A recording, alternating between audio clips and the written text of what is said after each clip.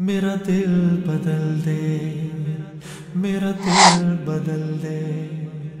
میرا دل بدل دے۔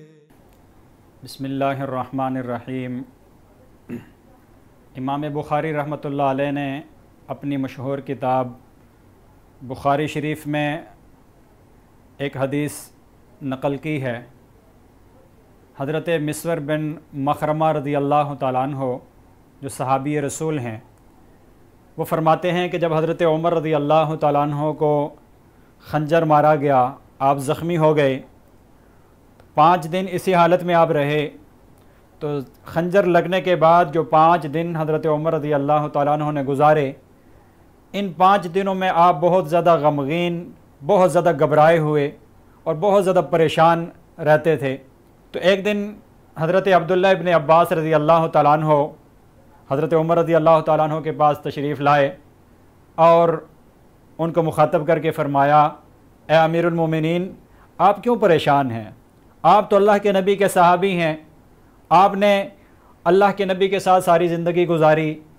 اور اللہ کے نبی کی صحبت کا حق ادا کیا کہ ہر محاذ پر، ہر غزوے میں جہاں بھی اللہ کے نبی کو ضرورت پڑی تو آپ نے اللہ کے نبی کا بھرپور ساتھ دیا۔ اور پھر جب اللہ کے نبی ہم سے جدا ہوئے، دنیا چھوڑ کے تشریف لے گئے، تو اس حالت پر تھے کہ اللہ کے نبی آپ سے خوش تھے، وہ آپ سے راضی تھے۔ پھر اللہ کے نبی کے دنیا سے تشریف لے جانے کے بعد حضرت ابوبکر رضی اللہ تعالیٰ عنہ خلیفہ بنے مسلمانوں کے، تو آپ نے ان کا بھی بھرپور ساتھ دیا۔ ہر جگہ جہاں بھی ضرورت پڑی تو آپ نے حضرت صدیق اکبر رضی اللہ تعالیٰ عنہ کو بھرپور ساتھ دیا۔ اور جب حضرت صدیق اکبر رضی اللہ تعالیٰ عنہ فوت ہوئے، دنیا سے گئے، اس حال میں کہ وہ بھی آپ سے راضی تھے، آپ سے خوش تھے، تو اللہ کا آپ پر بڑا فضل ہوا، بڑا کرم ہوا۔ تو اس کے بعد جب حضرت صدیق اکبر بھی چلے گئے، پھر آپ کو خلیفہ بنایا گیا، تو آپ کو مسلمانوں کی صحبت حاصل رہی، آپ نے مسلمانوں کا بھرپور ساتھ دیا، ہر اعتبار سے مسلمانوں کا خیال رکھا، تو آپ تو بڑے خوش قسمت ہیں، آپ کس بات پر پریشان ہوتے ہیں؟ تو حضرت عبداللہ ابن عباس رضی اللہ تعالیٰ عنہ کی یہ باتیں سن کر حضرت عمر رضی اللہ تعالیٰ عنہ فرمانے لگے کہ آپ ٹھیک کہتے ہیں کہ میں نے نبی صلی اللہ علیہ وسلم کی صحبت پائی اور نبی صلی اللہ علیہ وسلم کا ساتھ دیا، اللہ کے نبی مجھ سے خوش دنیا سے گئے، یہ محض صرف اور صرف اللہ تعالیٰ کا فضل تھا، اللہ کا کرم تھا۔ پھر اس کے بعد حضرت صدیق اکبر خلیفہ بنے،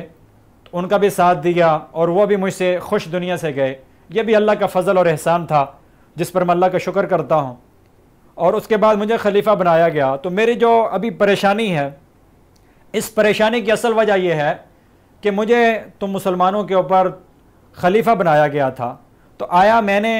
خلافت کا حق ادا کیا یا نہیں کیا؟ تمہارے میرے اوپر حقوق تھے، ذمہ داریاں تھیں، تو آیا میں نے وہ ذمہ داریاں پوری کی ہیں یا نہیں کی؟ تو مجھے جو اصل فکر ہے، اصل غم اور کڑن اور درد ہے، دکھ ہے، وہ آپ لوگوں کا ہے کہ آپ کے اوپر جو مسئولیت میری تھی، آپ کے اوپر مجھے جو نگران بنایا گیا تھا، مجھے جو خلیفہ بنایا گیا تھا، تو میرے اوپر جو ذمہ داریاں تھیں، تو آیا میں نے وہ پوری کی ہیں یا نہیں کی؟ اس کے اوپر مجھے افسوس ہو رہا ہے، مجھے دکھ اور غم ہو رہا ہے کہ کہیں میرے سے کہیں کسی بھی معاملے میں کمی کوتاہی اور غلطی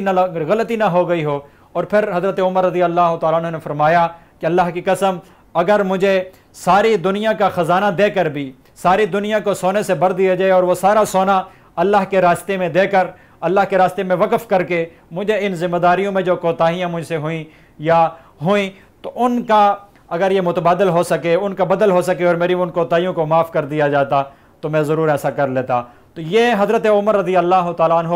وہ خلیفۃ المسلمین ہیں، وہ مسلمانوں کے امیر المومنین ہیں، جنہوں نے 22 لاکھ مربع میل کے اوپر حکمرانی کی اور بہترین حکمرانی کی اور مسلمانوں کا ہر اعتبار سے خیال رکھا، تمام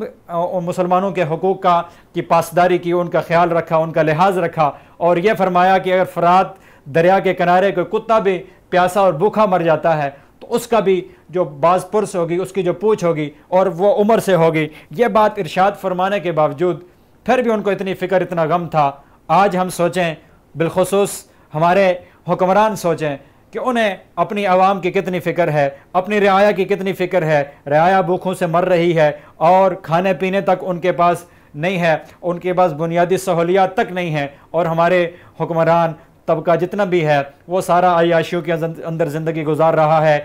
لاکھوں کروڑوں کے اعتبار سے ان کا مہینے کا بجٹ آتا ہے صرف کھانے کا اور پھر ہوٹلنگ کا اور سیر و تفریح کا اور مختلف فضولیات اور لغویات کا۔ حکمران طبقہ تو رنگ رلیوں میں مشغول ہے اور غریب طبقہ غربت کی چکی میں پستا جا رہا ہے۔ ان کے پاس کھانے پینے کو کچھ نہیں ہے اور باقی بنیادی ضروریات تک نہیں ہے۔ کیا ان حکمرانوں نے، کیا ان لوگوں نے، ایلیٹ کلاس نے، کیا اللہ کو جواب نہیں دینا؟ کہ اللہ کے سامنے انہوں نے پیش نہیں ہونا؟ اللہ کے سامنے باز پرس نہیں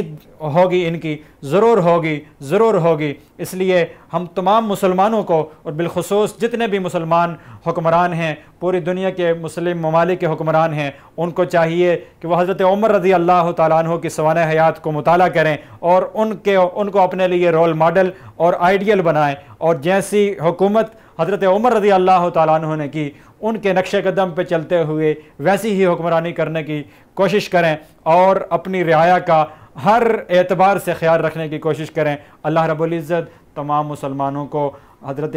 عمر فاروق رضی اللہ تعالیٰ عنہ سمیت تمام صحابہ اکرام کے نقش قدم پہ چلنے کی توفیق نصیب فرمائے۔ وما علینا الا البلاغ المبین۔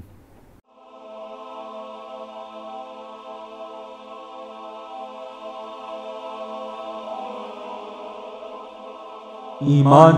کی کرن، ہدایت کی شمع، وصال اردو۔